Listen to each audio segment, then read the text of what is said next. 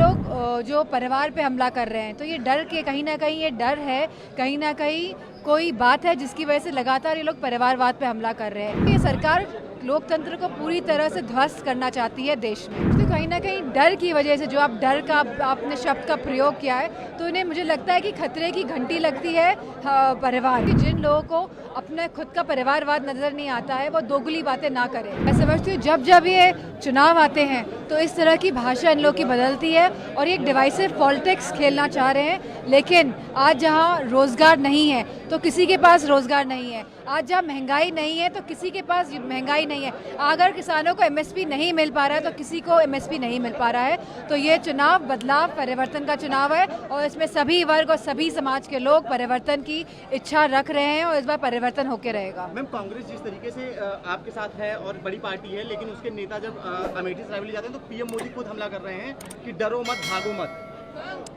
मैं समझती हूँ ये लोग जो परिवार पे हमला कर रहे हैं, तो ये डर के कहीं ना कहीं ये डर है, कहीं ना कहीं कोई बात है जिसकी वजह से लगातार ये लोग परिवारवाद पे हमला कर रहे हैं। क्योंकि लोकतंत्र में अगर आप देखेंगे तो जनता डिसाइड करेगी और ये एक पार्टी का निश्चय है कि कौन कहाँ से चुनाव लड़ता है और कौन कहाँ से नॉमिनेशन फाइल करता है, तो उस पर उंगली हम नहीं उठा सकते हैं। सिमिलरली अगर आप देखेंगे कि जिस तरह लोकतंत्र के साथ ये मौजूदा सरकार खेल रही है और कहीं ना कहीं लोकतंत्र को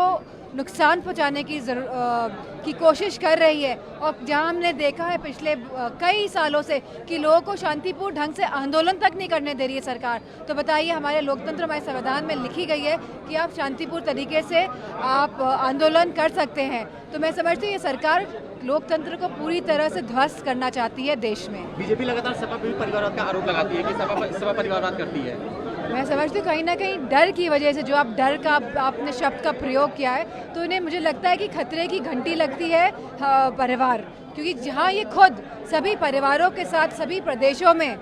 गठबंधन करके सरकार में रह चुके हैं, चाहे वो कश्मीर हो जहाँ उन्होंने महबूबा मुफ्ती जी के साथ गठबंधन किया, जहाँ सुखबीर जी के साथ गठबंधन किया पंजाब में, जहाँ उन्होंने अभी राज ठाकरे और अजीत पवार जी के साथ गठबंधन किया है, जहाँ आंध्र प्रदेश में उन्होंने नायडू साहब के साथ गठबंधन किया है। तो मैं समझती हूँ कि जिन लोगों को अपने खुद का परिवारवाद नजर नहीं आता है, वो दोगली बातें ना करें।